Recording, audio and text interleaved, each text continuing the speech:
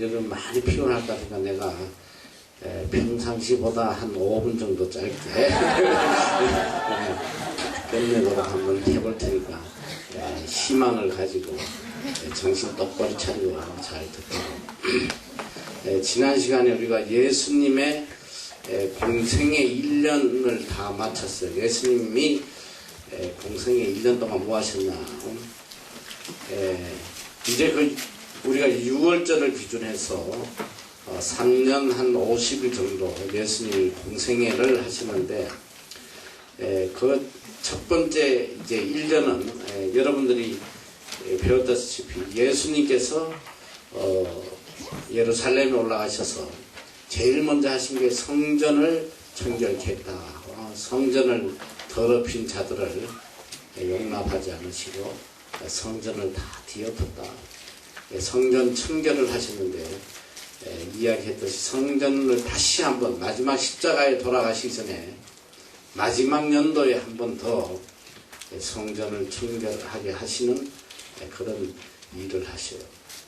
그리고 예수님께서 이제 예루살렘 사역을 마치시고 가버나움으로 가셔서 이제 가는 길에 사마리아에 들러서 사마리아의 수가성의 여인을 만나서 참예배에 대해서 가르치시고 그 다음에 본격적으로 이제 갈릴리 사역을 시작하는 걸 우리가 봤어요. 가버나움에 순회 집회를 다니면서 주로 천국 복음과 병든 자들, 귀신 들린 자들을 깨끗이 치료해주는 그 역사를 하셨어요. 그래서 공생의 1년은 이제 그렇게 사역을 하시고 이제 공생의 2년은 다시 예수님께서 예루살렘으로 가시는데 이 예루살렘에서 사역한 거는 별로 드러나 있지가 않아요. 공생 2년째는 가시긴 가셨는데 한 사건만 기록이 되어 있다. 그 사건이 뭐냐면 바로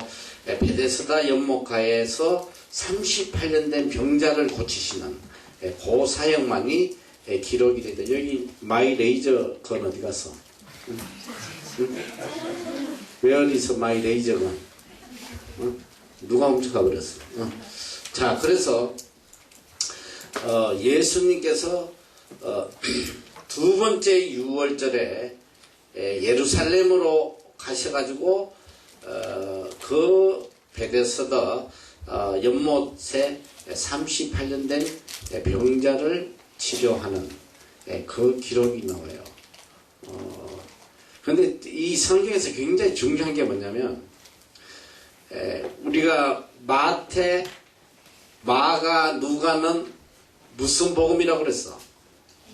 공감복음이라고 그랬지. 세 제자가 같은 입장에서 기록을 한 것인데 요한복음은 완전히 다르단 말이에요. 그런데 참 특이한 게 뭐냐면 예루살렘에서 사역한 내용들은 거의 요한복음에만 기록이 되어 있어요. 요한복음에서 주로 예루살렘 사역을 다루고 있다. 거의 요한복음 5장 1절에 보면 유대인의 명절이 있어 예수께서 예루살렘에 올라가시니라. 가셨단 말이지. 예루살렘에 있는 양문 곁에 히브리 말로 베데스라는 못이 있었는데 거기 행각이 5이 있고 그 안에 많은 병자, 소경, 쩔뚝발이, 혈기 마른 자들이 누워서 물의 동함을 기다리니 이는 천사가 가끔 못에 내려와 물을 동하게 하는데 동한 후에 먼저 들어가는 자는 어떤 병에 걸렸든지 낫게 되니라. 거기 38년 된 병자가 있더라. 예수께서 그 누운 것을 보시고 병이 벌써 오랜 줄 아시고 이러시되 내가 낫고자 하느냐. 병자가 대답하되 주여 물이 동할 때에 나를 못에 넣어줄 사람이 없어 내가 가는 동안에 다른 사람이 먼저 내려가나이다. 예수께서 가라사대 일어나 내 자리를 들고 걸어가라 하시니 여기 중요한 건 뭐냐면 여기 뭐 이렇게 물이 동해가지고 뭐 천사가 물을 동하게 해서 먼저 들어가는 사람이 병을 낫다 뭐 이런 내용이 있는데 뭐 이거는 우리가 뭐 그게 사실인지 아닌지 나는 모르겠어. 그런 거는 뭐 별로 중요한 게 아니고 여기서 우리에게 들려주시는 예수님께서 38년 된 병자를 찾아오셨다네. 찾아오는데 말이 38년이지. 38년 동안 한번 누워서 살아봐. 어떻게 했어? 그 심정이. 그런데 중요한 거는 예수님께서 이렇게 질문을 하세요. 네가 낫고자 하느냐? 네가 낫고자 하느냐? 이 말은 얼마나 예수님에 대한 믿음이 있느냐를 묻는 거예요. 정말 낫고자 하느냐? 내가 너를 낫게 해줄 줄 믿느냐? 이런 말씀이란 말이지. 그런데 병자가 대답하여 물이 동할 때에 나를 못에 넣어줄 사람이 없어 내가 가는 동안에 다른 사람이 먼저 내려가나이다. 나는 그러니까 평생 가도 병을 나을 수가 없습니다. 다른 사람들이 먼저 가기 때문에 나는 평생 가도 나을 수가 없습니다. 그때 예수님께서 그에게 하시는 말씀이 일어나서 내 자리를 들고 걸어가라 하시니. 이 말씀하세요. 내 자리를 들고 일어나서 걸어가라. 그런데 이 사람은 결론적으로 어떻게 하면 일어나서 걸어갔다는 거야. 그런데 여기에서 보여주는 것은 바로 이 사람의 믿음이에요. 38년 동안 누워있는 사람이 무슨 소망이 있겠어. 근데 와가지고 예수님이 어떻게 보면 약을 놀리잖아. 네가 낫고자 하냐. 그럼 뭐 낫고자 하지. 낫고자 하는 사람은 어딨어. 얼마나 간절하게 낫고자 하겠어. 근데 왜 예수님이 그걸 물으시나. 어떤 사람 같으면 그건 말이라고 하시오. 이러고 대꾸할 수도 있어. 그리고 또 더 웃기는 거는 예수님께서 야 일어나서 네 자리를 들고 걸어가. 그럼 지금 누구 놀리는 거요. 내가 보통 병자인지 알아. 38병자야. 38년 동안 내가 꼼짝을 못했는데 누구 보고 지금 일어나 걸어가 나를 놀리는 거요. 충분히 걸을 수 있잖아. 응? 안 그래도 열받아 죽겠구만. 얘 지금 열받았다 이 소리거든. 항상 남이 먼저 들어가가지고 내가 못 들어가고 내가 38년 동안 이러고 있는데 열받아 있는데 와서 예수님이 그런 말씀을 하셔요. 이 38년은 적어도 자기 병을 고칠 만한 믿음이 있었다는 거예요. 주님이 오셔서 내 자리를 들고 일어나서 가라 할 때 아멘 하고 순종했단 말이지. 일어난 거야. 여기서 내가 어떻게 일어나 이러면 끝나는 거야. 그 디엔드. 이 사람은 결국 일어날 수 없어요. 평생을. 그러나 이 상황에서 네가 낫고자 하느냐. 네 그래 일어나서 걸어가라. 자리를 걸어가라 할 때 네 하고 순종하니까 기적이 일어나는 거예요. 그래서 여러분이 우리가 정말 신앙생활 하면서 제일 중요한 게 뭐냐. 하나님의 말씀에 대한 순종이야. 내가 이해가 되든지 안 되든지 받아들일 수 있든지 없든지 적어도 하나님의 말씀이요. 적어도 주님의 말씀이라면 그걸 전적으로 믿고 받아들이는 믿음이 있어야 된단 말이야. 그러면 기적이 일어나요. 근데 믿지를 않아. 이게 문제야. 분명히 하나님께서 자 예를 들어서 야 11조 해라. 내가 하늘 문을 열어서 내 창고가 차고 넘치도록 복을 살 곳이 없도록 해주겠다. 이런데 안 해요. 안 해. 11조 하지 않아. 안 한단 말이야. 그리고 구제해라. 구제하면 내가 흔들어 사올 것이 없도록 넘치도록 너에게 부어주겠다. 그 죽어도 구제 안 해. 안 한단 말이야. 어떤 말씀이든지 간에 주님의 말씀은 100% 신뢰하고 믿고 따라가면 기적이 일어나는 거야. 매사에 그래 매사에. 하나님이 누굴 제일 기뻐하시느냐. 정말 어린아이 같은. 어린아이들은 뭐 부모가 뭐 이렇게 어디를 데려가든지 뭐 따지고 묻고 하는 애들이 없잖아. 그냥 부모가 가자고 그러면 손 붙잡고 따라가고 어린아이 같은 믿음. 그래서 우리가 성경도 어린아이 심정으로 하나님이 이렇게 해라 그러면 이렇게 하고 저렇게 해라 그러면 저렇게 하고 그냥 순수하게 따라가면 기적이 일어나는 거예요. 이 38 병자에게 일어났던 기적이 일어나는 거예요. 이거 내가 아침에 깰 때 나는 별 소리인데. 누가 자고 있나 보네. 야, 깨라, 깨. 자. 근데 이제 이 베데스다 연못의 기적, 이 기적의 사건을 통해서 어떤 일이 일어나냐면 바로 이 베데스다 병자를 고친 날이 안식일이에요. 지금 예수님께서 계속 이 안식일에 병을 고치기 때문에 이 바리새인들 또 사두개인들 제사장들 눈에 완전히 이거는 이단이다. 하나님의 율법을 파괴시키는 이단이다. 그때부터 뭐 아주 눈에 가시가 된 거지, 가시. 어떻게 하면 이제 예수를 잡아 죽이나 이제 그런 생각을 하게 돼요. 감시의 대상이 됐다. 그래서 어쨌든 2년째는 6월절에 예루살렘에 들러서 베데스다 병자를 고친 다음에 무슨 일을 하시는지 아무 기록이 없어. 그리고 바로 갈릴리로 내려가셔서 갈릴리에서 좀 사역을 하시다가 4개월 만에 다시 예루살렘에 또 나타나시는 그런 글로 기록이 되어 있어요. 그래서 두 번째 6월절에는 잠깐 예루살렘에 6월절을 지키시고 바로 내려가신 게 아닌가 생각이 들고, 성경에 보면 이제 공생의 2년 6월절 이후에, 그러니까 2년 중엽에 본격적으로 예수님이 갈릴리 사역을 또 하고 계시는 것을 성경은 보여주고 있어요. 그 이제 첫 번째 어떤 사역을 하시냐, 12제자를 이때 확정을 하셨다. 그 내용은 이제 성경에 여러 군데 나와요. 첫 번째 6월절 이후에 갈릴리에서 하신 일은 이제 전적으로 헌신할 12제자를 세우시는 것.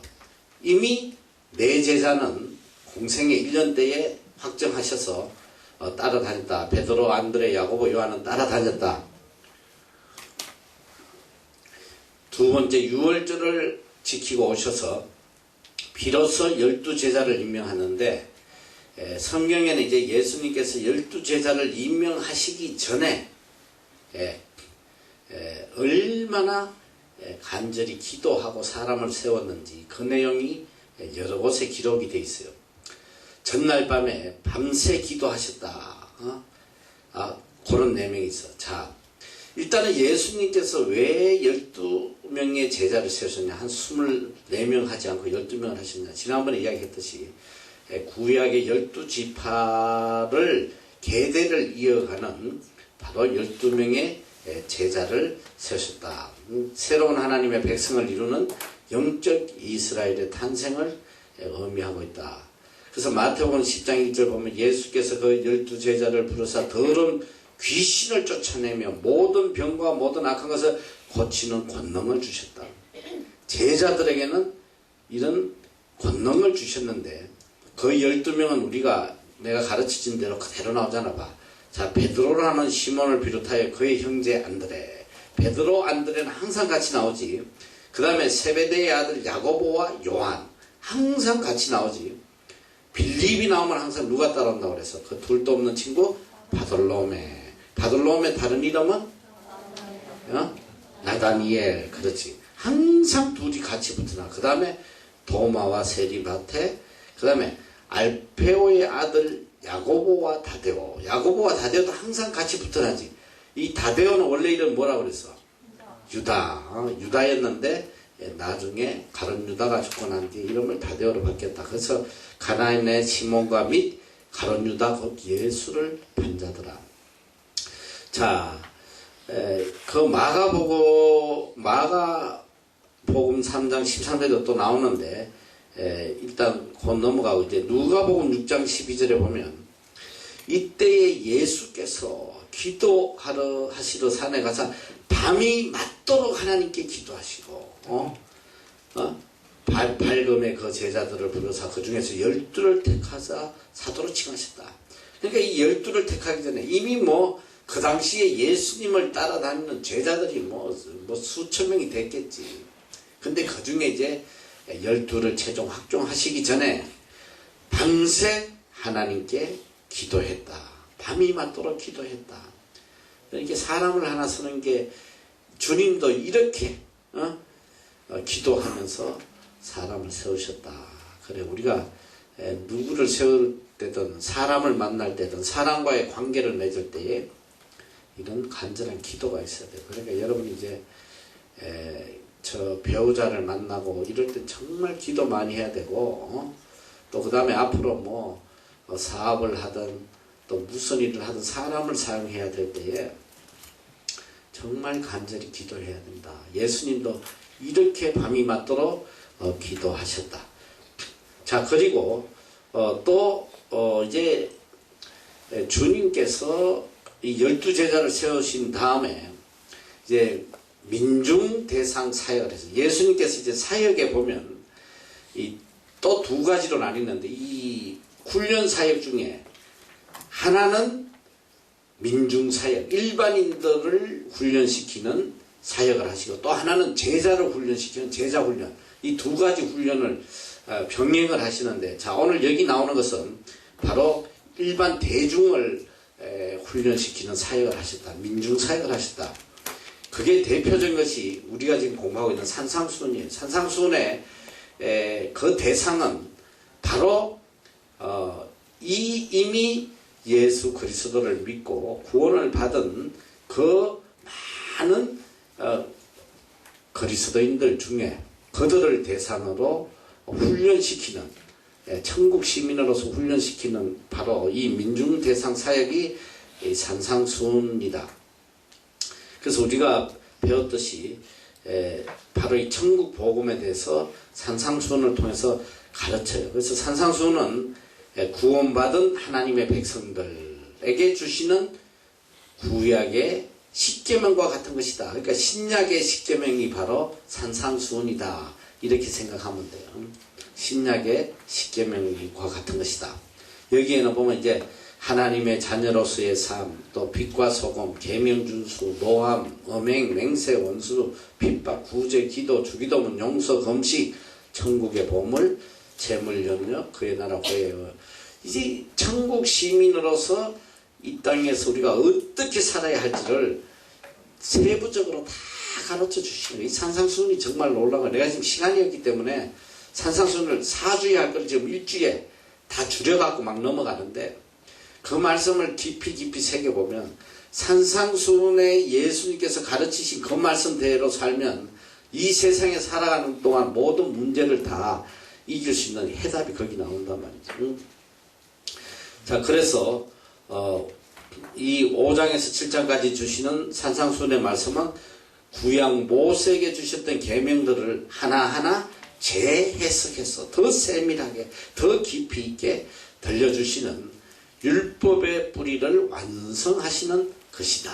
이제 그렇게 하면 돼요. 그리고 모든 법의 뿌리는 바로 하나님을 사랑하고 이웃을 사랑하는 것에 근거해 있다. 십계명과 산상수훈은 바로 구약과 신약의 척추와 같은 것이다. 너무나도 중요한 말씀이다.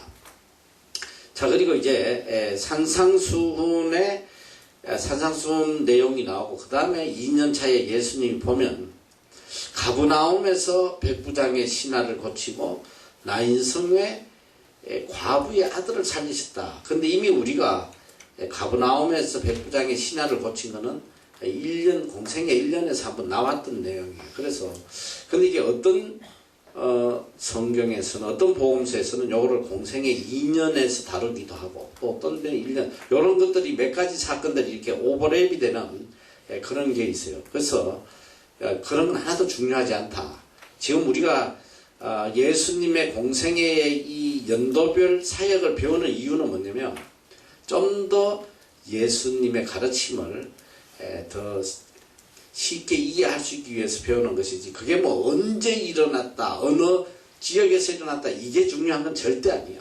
그냥 우리가 예수님의 사역을 좀 더 잘 이해하기 위해서 우리가 배우는 것인데 그래서 여러분이 어떤 역사적인 측면에서 자꾸 성경을 가지고 이거 앞에 나왔던 게 왜 뒤에 또 나와 이거 앞뒤가 안 맞잖아. 여러분 그러면 절대로 안 된단 말이에요. 성경은 역사책이 아니에요. 성경은 계시의 목적을 우리에게 주신 거기 때문에 그 사건에서 들려주시는 하나님의 계시의 목적 그게 중요한 거지. 언제 어디서 일어났다 그건 중요한 게 아니란 말이야. 그래서 요렇게 누가복음에서는 또 이 백부장의 사건이 예수님의 2년 차에 나오기도 한다. 자, 그리고 이제 나인성 과부의 아들을 살리시는 내용이 또 2년 차에 나온다. 그 시간이 없으니까 조금 빨리빨리 사건들은 빨리 넘어가고 그 사건에서 들려주는 핵심적인 진리를 내가 여러분에게 들려주려고 그래요. 그 사실 이 나인성 과부 아들의 사건도 우리에게 들려주는 메시지가 굉장히 큰 거예요. 그게 뭐냐? 예수님께서 나인성 과부의 아들, 이 과부는 아들이 자기 생명보다 귀하잖아. 남편도 없고 외아들 하나 키우는데 이 젊은 아들이 죽었으니까 그 아들을 이제 상녀에 실려 보내면서 따라가요. 이제 장지로 가는데 사실은 내가 볼 때 이 과부는 어쩌면 이 아들을 매장하고 자기도 죽을지 몰라. 무슨 낙이 있겠어 세상에. 자기 생명보다 귀한 젊은 아들을 죽여놓고 무슨 낙으로 살겠어. 근데 중요한 건 뭐냐, 예수님께서 그 상녀를 막으시는 거예요. 오셔서 막으시고 모두가 통곡 속에 슬픔 속에 절망 속에 가고 있는데 주님이 나타나셔서 그걸 막으시는 거야. 자, 그리고 예수님 말씀에 울지 말라는 울지 말라. 어떻게 울지 않을 수 있겠어? 그 절망적인 상황에서 어떻게 누가 감히 통곡하지 않을 수 있겠냐? 예수님께서 울지 말라는 거예요. 그리고 그 모든 죽음의 행렬, 그 절망의 행렬, 슬픔의 행렬을 딱 멈추시고 예수님께서 아들을 살려주신다. 여러분 지금 우리의 모든 삶이 주님이 없는 삶은 모든 인생의 삶이 죽음의 삶이요, 고통의 삶이요, 절망의 삶이요, 슬픔의 삶이요. 사실 무슨 소망이 있겠어? 이 땅에서 무슨 소망이 있겠어? 살아가면 살아갈수록 내가 느끼는 게 뭐냐? 이 세상은 어떤 소망을 둘 때가 못 된다는 거. 내일 일을 누가 알겠어? 내가 보니까 정말 매일 뉴스 보면서 마음이 늘 안 아픈 날이 없어. 왜? 너무나 졸지에 사람들이 죽어가고 말이지. 얼마나 젊은 사람들이 한순간에 말이지. 또 신혼여행 가다가 죽는 사람도 얼마나 많고 말이지. 정말 내 생명보다 귀한 자녀들이 어느 날 갑자기 죽어버리고 아침 잘 먹고 나와서 전부 다 영안실에 들어놓고 이 내일을 어느 누구도 보장할 수 없는 이런 불확실한 상황에서 살았는데 무슨 소망이 있겠어? 내일을 모르는데. 그래서 이 주님께서 우리에게 들려주시는 메시지는 뭐냐? 오직 예수 그리스도만 모든 절망을, 슬픔을, 죽음을 생명으로, 기쁨으로, 행복으로 바꿔주실 수 있는 분이다. 그래서 내가 끝없이 여러분들에게 강요하는 게 뭐냐? 일평생 여러분 정말 행복하게 살려면 일평생 예수 그리스도 말씀 안에, 예수 그리스도 안에 살아야 돼. 예수 그리스도를 떠나는 순간, 벗어나는 순간 내일이 없어. 내일이 없단 말이야.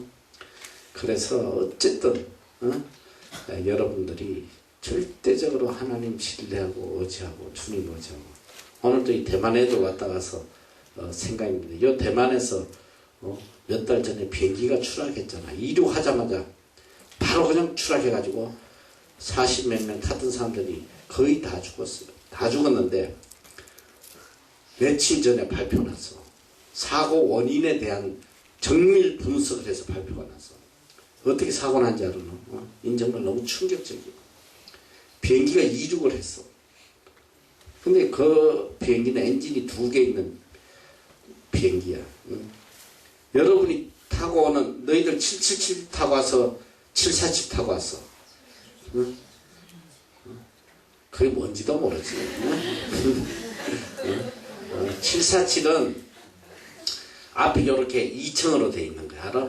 요렇게 2층으로 돼 있는 거. 지금 보잉사에서 나온 비행기 중에는 그게 제일 커요. 이미 나온 지 30년도 더 됐지만 2층에는 이제 1등석 있고 비즈니스석도 있고 그래. 그 747 있고 이 777이 있어. 근데 777은 손님이 좀 적을 때 타는 한 300명 정도 뭐 이렇게. 747은 훨씬 많아요. 한 많이 타면 500명 정도 타는데. 이 747이 왜 좋냐? 747은 엔진이 4개야, 4개. 양쪽 날개에 2개씩 붙어 있어. 여러분 날개 안에 뭐가 있는지 알아? 내가 이 비행기에 대해서 강의해도 오늘 밤을 새야 되겠네. 날개 안에 연료통이 있어. 그 안에 연료가 들어가요. 그리고 날개 양쪽에 엔진이 2개씩, 4개가 달려있는데, 이 747이 왜 좋냐면, 엔진이, 4개 중에 1개만 살아도, 비행기는 가요. 추락하지 않아. 그러니까 그만큼 안전하다는 거야. 그래서 비행기가 이제 엔진에 뭐 하나에 불이 붙었다 이러면, 안에서 버튼을 딱 누르면 엔진이 떨어져요. 불이 붙지 않게. 그렇게 이게 정교하게 돼 있는데, 요번에 이 대만에서 떨어진 비행기는 이 프로펠러야, 프로펠러. 요것도 엔진이 2개 있어, 2개. 그런데, 이륙을 하자마자 계기판에 뭐가 뜨냐면, 한쪽 엔진에 이상이 생겼어. 그 이상이 생기면 대체로, 혹시나 화재나 이런 게 날까봐 엔진을 꺼버려요, 조종사가. 자, 왼쪽 엔진에 문제가 생겨서 그걸 끄는데, 세상에 왼쪽 엔진을 끈다는 게 오른쪽을 꺼버렸어. 그래서 바로 떨어진 거야. 바로 추락했어. 그런데 이 TV 프로 중에 이 나라에 보면 에어 크래시에 대한 이 비행기가 추락했던 것을 조사해서 그대로 이렇게 재현하는 그런 프로그램이 있어. 내가 예전에 그걸 가끔 봤는데 실제로 그런 경우가 되게 많아. 비행기가 한쪽에 엔진에 불이 붙었다 이러면 조종사가 그만 당황해가지고 반대 거를 떨어뜨려가지고 다 죽는 그런 경우가 있어. 이번에 대만도 보니까 너무나 어이없는 실수로 멀쩡한 엔진을 꺼버려가지고 그냥 그렇게 죽게 됐대. 내가 요즘은 참 그런 생각이 많이 들어요. 이제 내 생명이 내가 조정할 수 있다면 얼마나 좋겠어. 그런데 내 의지와 관계없이 죽어가는 사람이 너무 많단 말이지. 비행기 사고 나서 죽고 뭐 차 사고 나서 죽고 뭐 얼마나 그런 일이 비일비재. 그러니까 우리 생명은 어느 누구도 내일을 장담하지 못해요. 그래서 야고보서 보면 What is your life? 너희의 생명이 무엇이냐? 잠시 왔다 사라진 안개와 같은 것이다. 내일 일을 너희가 알지 못한다. 그러니까 우리가 절대적으로 하나님 신뢰하고 주님 말씀 안에 살 때에 소망이 온다. 이 나인성 과부의 말씀은 바로 오늘 우리에게 들려주시는 너무 귀한 말씀이거든. 오직 예수님만이 우리의 슬픔과 절망과 사망을 막아주실 수 있는 분이다. 그러니까 주님에게 절대적 소망을 가져라. 주님 외에 그 어떤 것에도 소망을 가지지 마라. 주님만이 우리의 생명 되시는 분이다. 그걸 들려주는 말씀이에요. 자, 그리고 또 이제 중엽에 보면 세례 요한이 예수님께 오실 그이가 당신이 옵니까? 참 세례 요한이 너무너무 안타깝잖아. 세례 요한은 예수님의 첩경을 평탄케 하는, 그러니까 뭐냐면 예수님의 오실 길을 미리 준비하기 위해서 보내진 사람인데도 불구하고 그가 그 많은 예수님의 사역을 보면서 예수님에 대해서 회의를 느껴요. 오실 그이가 당신입니까? 정말 당신이 메시아가 맞습니까? 예수님을 의심하는 그런 내용이 좀 나와요. 참 그래, 그게 안타까워. 그러니까 우리가 예수님, 그러니까 24절 누구든지 나를 인하여 실족하지 아니하는 자는 복이 있다 하시니라. 그러니까 우리가 예수 그리스도로 인해서 실족하면 안 돼요. 그러니까 자꾸 하나님의 사역에 대해서 그리스도에 대해서 퀘스천을 달지 마라. 응? 여러분 머리로 자꾸 이해하려고 하는 거는 여러분 멸망하는 지름길이야. 응? 무조건 내가 조금 이거 왜 이러지 이거 하고 안 맞고 이런 자꾸 인간적인 생각이 들면 빨리 그거를 여러분이 무너뜨려야 돼요. 그냥 절대적 믿음. 성경은 우리에게 절대적 믿음을 이야기하는 절대적 믿음. 내가 이해되든 안 되든 말이 되든 안 되든 절대적으로 하나님을 믿고 신뢰하는 그걸 하나님 요구하신단 말이에요. 그게 세례 요한이 그렇게 주님의 길을 예배하러 왔는데 결국은 자기 생각으로 헷갈려가지고 오실 리가 당신입니까? 그리고 길 실족해버려요. 너무너무 안 됐잖아. 자, 2년 중엽 갈릴리 사역에서 이제 우리가 다시 한번 뒤돌아볼 거는 바로 38년 된 병자를 고치셨는데 이게 바로 이제 안식일에 한 일이라서 종교 지도자들은 본격적으로 예수님을 죽이려고 한다. 그리고 또 이미 공생의 1년 말에 중풍병자에게 죄사함을 받았다. 이 말했다고 말이지. 예수님을 또 죽이려고 그랬어요. 이제는 예수 그리스도의 모든 움직임이 이제 낱낱이 이제 보고되는 상황이야. 종교 제사장, 대제사장들에게 예수가 뭐하고 있고 말고 아마 스파이들이 엄청 따라 붙지 않았나 싶어 지금. 그리고 이제 또 누가복음에서 장터에서 피리 부는 아이 비유를 해요. 종교 지도자들에 대해서 헛된 짓을 하고 있다는 것을 이 장터에서 피리 부는 아이를 비유로 이야기하신다. 그리고 이제 마태복음 11장 20절 이하에 보면 이때 예수님께서 아주 위대한 말씀을 하세요.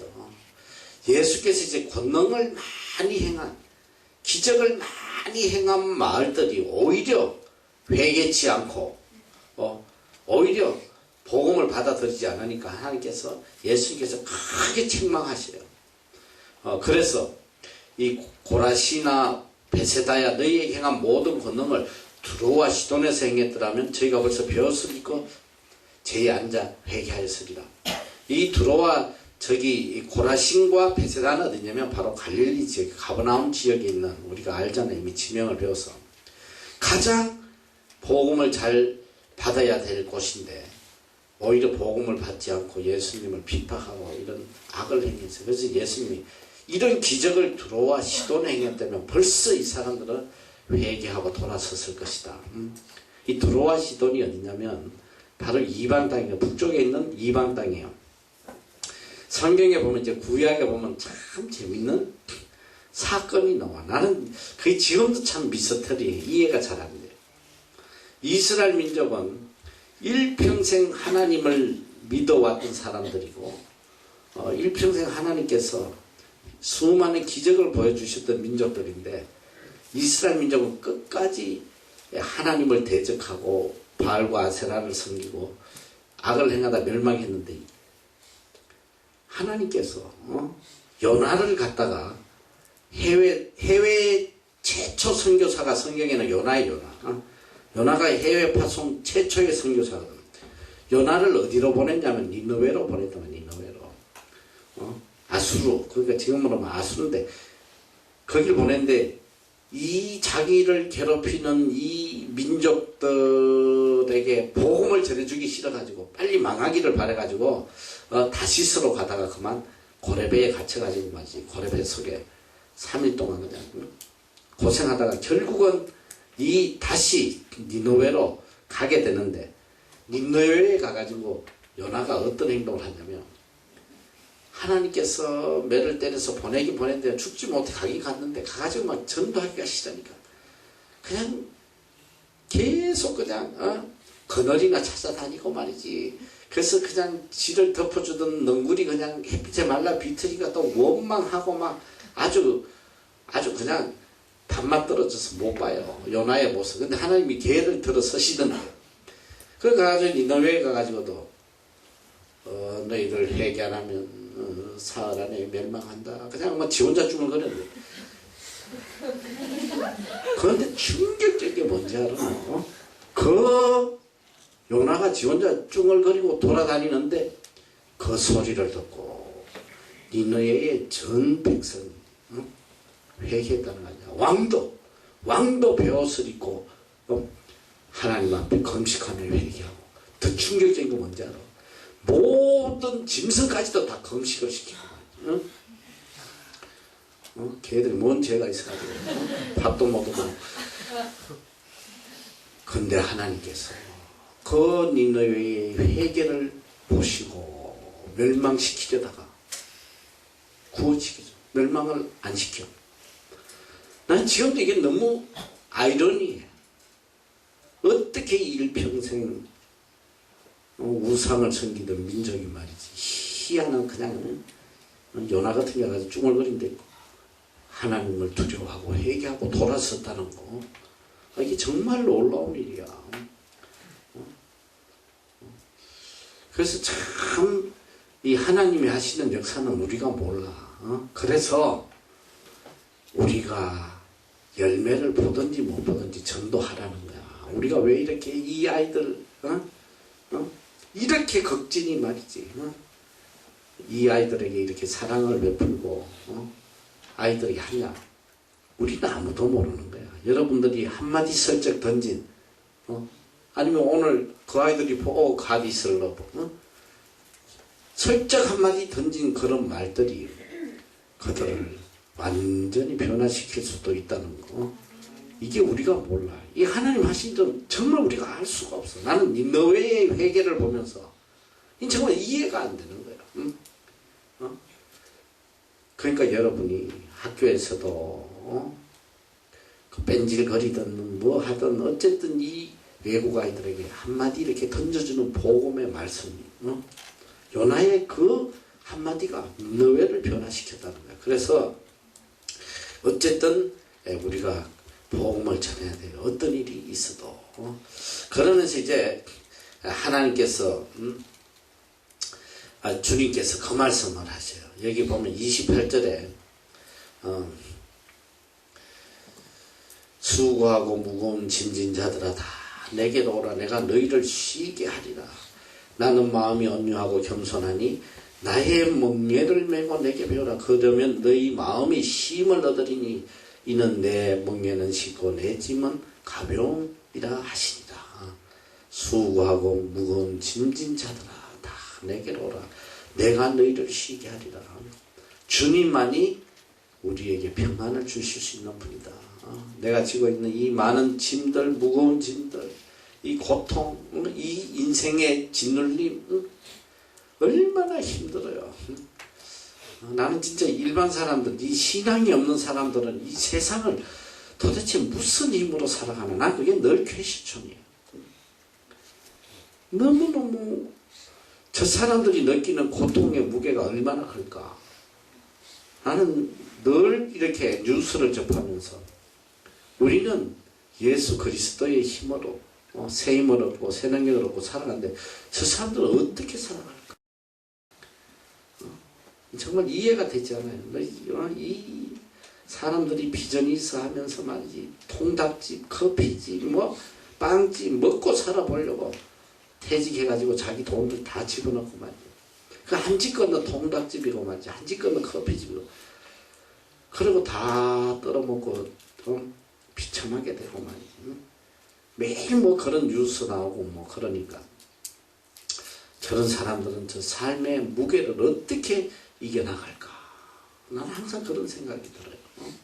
그러니까 못 견뎌서, 그 삶의 이 무게를 못 견뎌서 자살하고 인생이 그냥 비참하게 끝나는 사람이 너무 많잖아. 자, 주님은 우리에게 수고하고 무거운 짐진 자들 다 내게로 오라는 거야. 내가 너희 짐을 져주겠다. 그리고 너에게 쉼을 주겠다.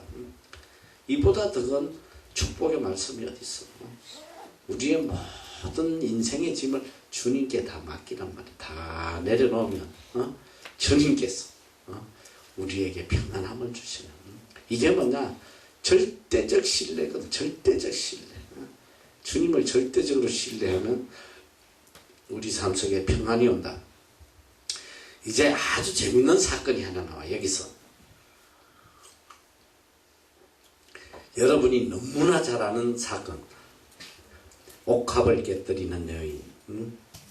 아마 주일학교에서 수도 없이 배웠을 거야.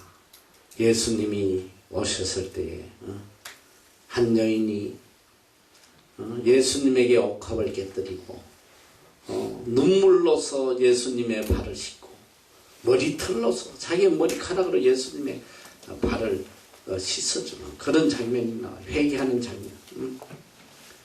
정말 감동적이야. 얼마나 감동적인 장면이야.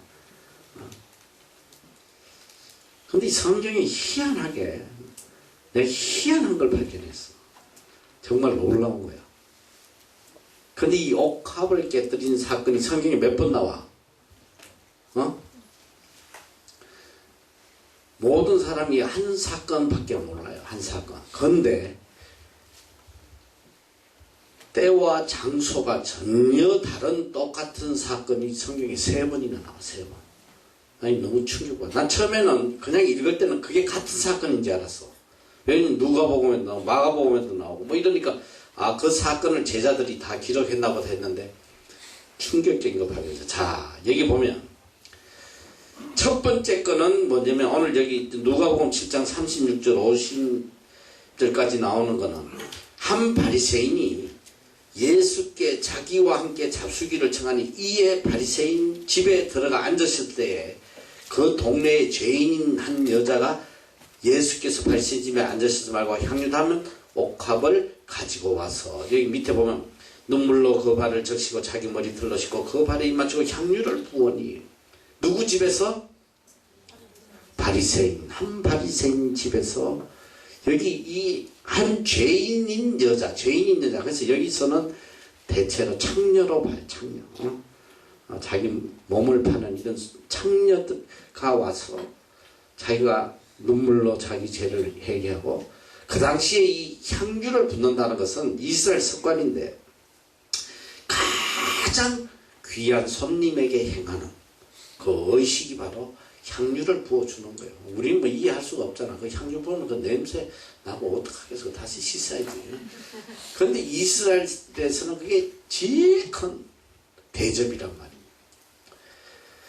그랬더니 바리새인들이 보고 도대체 말이지 이 여자가 누군지 알았더라면 이걸 가만두지 않았을 거다. 예수님이. 그때 예수님께서 가라사대 시몬아 내가 내게 이를 말이 다시 제가 가지고 선생님 말씀하셨죠. 여기는 시몬의 집이야. 시몬. 바리새인인 시몬의 집에서 가라사대 빚주는 사람에게 빚진 자가 둘이 하나는 500데나리온을 줬고 하나는 50데나리온을 줬는데 갚을 것이 없으므로 둘 다 탕감하여 줬는데 둘 중에 누가 저를 더 사랑하냐. 시몬이 대답하되 제 생각에는 많이 탕감함을 받은 자나이다. 가라사대 내 판단이 옳다시고 여자를 돌아보시면 시몬에게 이르시되 이 여자를 보느냐 내가 너의 집에 올 때는 내게 발 씻을 물도 주지 아니했다. 근데 쭉 이제 말씀하시면서 죄를 많이 지은 사람이 죄사함을 받으면 더 거기에 대해서 감사할 수밖에 없다. 그 이야기를 하시는데 여기서 중요한 게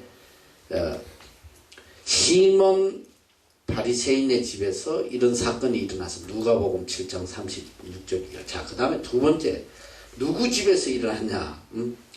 마태복음 26장 13절에는 분명히 그 말씀이 뜨나? 마태복음 26장 6절에서 13절을 혹시 있어? 없지? 없어. 여러분이 나중에 성경 찾아봐. 지금 안 찾아봐야 돼. 거기는 누구 집이냐면 베다니에 있는 문둥병자 시몬의 집이에요. 베다니 문둥병자 시몬의 집에서 똑같은 사건이 또 한 번 일어나요. 근데 이제 세 번째 사건은 어디서 일어났냐? 바로 요한복음 12장 1절에서 8절 나사로의 집에서 마리아가 향유를 붓는 장면이 나와요. 이게 아무리 제자들이 뭐 좀 혼돈을 해서 잘못 기록했다고 해도 이거는 전혀 다른 사건이에요. 전혀 다른 사건, 세 사건이 전혀 다르단 말이죠. 장소도 다르고 집도 다르고. 그런데 어떻게 지금 똑같은 사건이 세 번이나 일어날 수 있냐. 그래서 내가 깊이 이걸 묵상하는 중에 내가 깨달은 바가 있어요. 여러분 한번 생각을 해봐. 이 창녀라는 사람들, 그 당시에 가장 손가락질 받고 인간 취급 못 받고 살아온 사람들이 창녀와 세리 그룹이거든. 인간 취급을 못 받는데 어느 누구도 그들을 인간적으로 또 인격적으로 사랑으로 대준 사람이 없었는데 어느 마을에 갔는데 이 한 창녀가 예수님의 말씀을 듣고 그가 변화되고 그의 죄를 회개하고 또 그 죄사함 받은 그 은혜가 너무 감사해서 도저히 그냥 넘어갈 수 없어서 자기의 모든 것을 팔아서 예수님께 향유를 붓는 그리 눈물로 회개하는 그 죄사함 받은 그 기쁨. 그런데 이제 한 여인이 한 창녀가 이런 죄사함의 기쁨을 받았으면 지역마다 뭐 창녀가 다 있을 거냐. 지역마다 다 있을 것이고 또 가는 곳마다 은혜 받고 회개하고 그리고 왜 이런 똑같은 사건이냐면 그 나라의 이스라엘의 풍습에 가장 귀한 접대가 바로 이것이기 때문에 이건 뭐냐면 여러 곳에서 죄인 창녀들 죄인들이 복음을 듣고 예수 그리스도를 믿고 죄사함을 받고 주님께로 돌아오는 그 일련의 사건들이다. 이건 뭐 한 사건이 아니라 어쩌면 성경에 기록이 안 돼 있지만은 이런 사건이 훨씬 많았을 수도 있다는 거죠. 예수님이 가는 곳곳마다 그 한 맺히고 엉어리진 인간 취급도 못 받던 사람들이 예수 그리스도를 만나 자기는 일평생 자기의 죄짐에 눌려가지고 숨 한 번 모시고 사는데 예수님이 와서 회개하라. 그럼 다 죄사함 받는다. 그들에게 소망을 주고 영생을 주고 말이지. 천국의 메시지를 전거하니까. 우리나라도 그래. 너희들 누가 제일 예수 열심히 믿은지 알아? 우리 한국의 기독교는 누구를 통해서 교회가 발전하냐면 바로 여자들을 통해서 교회가 발전해요. 너희 부모님 때는 그래도 괜찮아. 너희 할머니 할아버지 때만 해도 여자들이 인간 취급도 못 받았어. 우리나라에서도 밥을 같이 여자와 겸상한다는 거 한 식탁에서 여자가 남편하고 같이 밥 먹으면 이거는 맞아 죽어요. 우리나라가 그 정도로 미개다. 내가 어릴 때 보면 어머니들은 대체로 부뚜막했어. 상철에서 집어넣어주고 부엌에 쭈그리고 앉아가지고 그렇게 밥 먹고 살았다고. 얼마나 무시당한지 알아. 우리 한국 여자들이 감히 입을 열 수가 없어요. 그냥 일하는 사람으로 뭐 그걸로 그렇게 예전에는 남편하고 뭐 같이 나란히 걸어간다 이거는 꿈도 못 꿔서 우리 어릴 때만 해도 남편은 한 100m 앞에 가고 부인은 뒤에서 100m 뒤에 그냥 죄인처럼 쭈그리고 쫓아가고 그런데 이렇게 짓눌리고 이렇게 무시당하는데 기독교가 들어. 형제여 자매여 우리 그리스도 안에서 우리 모두는 한 형제 한 자매다. 그런데 거기서 안 넘어질 사람은 누가 있겠어. 회개하고 돌아오고 나를 인간으로 또 더군다나 이 복음의 하나님의 사랑의 대상자로 이 천하보다 존귀한 자로 인정해주는 그 사랑을 받는데 누가 교회를 안 나오겠어.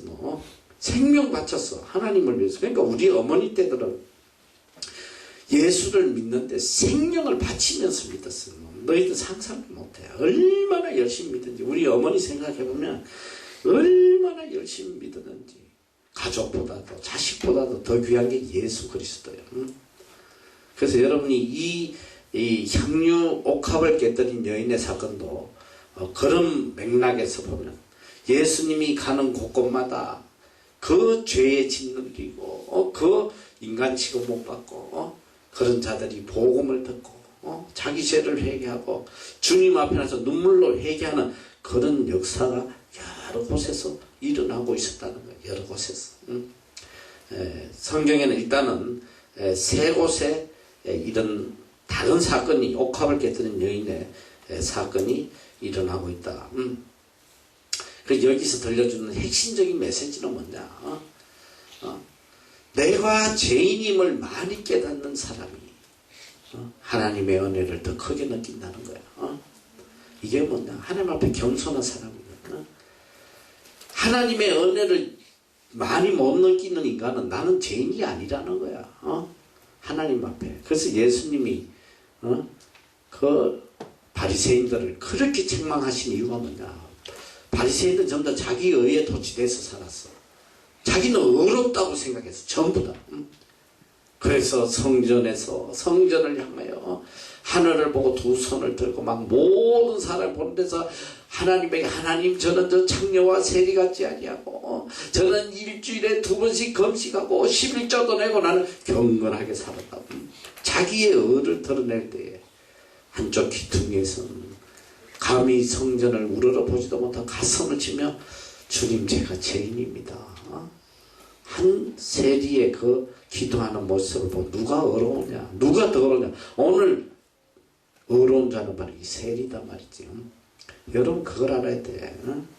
하나님의 은혜를 가장 크게 느낄 수 있는 사람은 내가 가장 큰 죄인인 것을 깨닫는 사람이야. 내가 가장 큰 죄인이다. 용서받을 수 없는 죄인임에도 불구하고 주께서 내 죄를 용서해 주신다. 그걸 깨닫는 사람은 항상 감격하고 감사하고 눈물로 살아가는 거예요. 감사의 눈물로. 그 성경은 그걸 가르쳐 주는 거예요. 자, 그리고 그 다음에 일어난 사건이 귀신들 눈물고 벙어리 된 자를 고치셨다. 근데 이제 거기 보면 쭉 이제 그 이야기가 나오면서 어떤 이야기가 나오냐? 마태복음 30장에 보면 마태 12장 30절에 보면 나와 함께 아니하는 자는 나를 반대하는 자요 나와 함께 모으지 아니하는 자는 해치는 자니라. 그러므로 내가 너희에게 이르노니 사람의 모든 죄와 회방은 사심을 얻되 성령을 회방하는 것은 사심을 얻지 못한다. 성령을 회방하는 거. 이게 뭐냐? 하나님의 사역을 방해하고 하나님의 영광을 가리우고 말이죠. 성령의 역사를 방해하는 것들은 사심을 받지 못한다. 나의 실수, 나의 이런 죄악들은 다 용서를 받되 성령을 회방하는 거. 이걸 우리가 깊이 생각해야 돼. 나는 이 성령을 회방한다는 내용을 나는 이렇게 생각을 해요. 모든 학자들에 따라 견해가 다르지만 나는 개인적으로 성령을 회방한다는 거 뭐냐면 하나님의 구원의 사역을 방해하는 거. 그런 사람들이 사실 많아. 예수 믿으면서. 대표적인 것들이 뭐야? 교회 안에서 얼마나 하나님의 사역을 방해하고 악령 노릇을 하고 교회를 파괴시키고 선교를 파괴시키고 이런 사람들이 얼마나 많아요. 그래서 우리가 성령을 회방하는 죄를 지어서는 안 된다. 그리고 35절에 보면 선한 사람은 그 산 선에서 선한 것을 내고 악한 사람은 그 산 악에서 악한 것을 낸다. 그러니까 우리의 열매가 행위의 열매는 뭐냐? 내 속에 무엇을 찾느냐? 거기에 따라서 행위가 나온단 말이지. 일평생 악을 쌓아놓고는 뭐 선한 열매를 기대한다면 그건 말이 안 되지. 그리고 또 선한 행동이 하루아침에 나오는 게 아니야. 일평생 쌓은 선에서 내 삶에 아름다운 선행이 나타나는 거지. 어느 날 갑자기 악한 사람이 선한 행동하고 그렇게 안 된단 말이지. 그래서 우리가 일평생 하루하루 선을 쌓아서 그게 또 1년이 되고 또 1년이 10년이 되고 평생이 돼서 일평생 선한 열매를 쌓고 사야 된다. 조금만 아버지 오늘이 다 못 끝내겠다. 그리고 그 다음에 나타나는 서기관들과 바리새인들이 표적을 구한다. 예수님이 이 땅에 오셔가지고 계속 기적을 행하시고 하니까 예수님이 정말로 메시아인지 표적을 보여달라. 막 그럴 때 예수님께서 요나의 표적밖에 보일 표적이 없다. 요나가 밤낮 사흘을 큰 물고기 뱃속에 있었던 같이 인자도 밤낮 사흘을 땅속에 있을 것이다. 이게 뭐냐? 예수님께서 사흘 뒤에 부활해서 내가 너희들에게 보여줄 수 있는 가장 큰 표적은 바로 부활의 생명이다. 이걸 이야기하시는 거예요. 제일 큰 표적이 바로 부활의 생명이지. 세상 모든 종교와 유일하게 다른 게 뭐냐? 이 기독교 안에는 부활 신앙이 있단 말이야. 부활. 부활의 생명이 있어. 어떤 종교도 부활의 생명이 없어. 이것이 가장 큰 표적이다. 예수님이 말씀하세요. 그리고 이제 이어서 계속 예수님은 주로 이렇게 말씀하실 때 비유로 말씀을 많이 하셔. 우리가 이해하기 쉽도록 비유로 말씀하세요. 13개의 중요한 비유를 이야기하세요. 씨 뿌리는 비유, 겨자씨 비유, 어리석은 부자의 비유, 악한 종의 비유, 추수 비유, 이런 비유를 쭉 집중적으로 가르치고 계신다. 그리고 바다를 잔잔케 하시는 가다라 지방에서 귀신 들린 자를 고치시고 또 바다를 잠잠케 하시는 그런 내용이 나온다. 그리고 이제 예수님께서 이 땅에 오셔서 주로 버림받은 자, 세리와 창녀들의 친구가 되어주시고 그들에게 죄사함을 주시고 이런 역사를 하는데 마태복음 9장 10절에 보면 예수님께서 이 세리 마태의 집에서 음식을 먹을 때에 세리와 죄인들이 와가지고 예수님과 함께 잔치에 참여해서, 그러니까 이게 다른 말로 하면 죄인들의 축제지.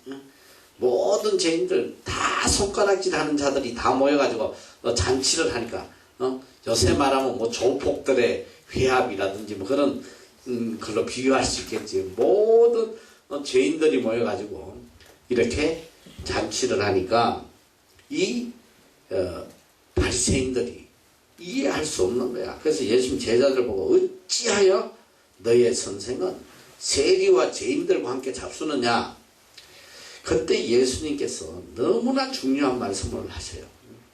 건강한 자에게는 의원이 쓸데없고 병든 자에게나야 쓸데있느니라. 너희는 가서 내가 긍휼을 원하고 제사를 원치 않으라 하신 뜻이 무엇인지 배우라. 내가 의인을 부르러 온 것이 아니요 죄인을 부르러 왔다.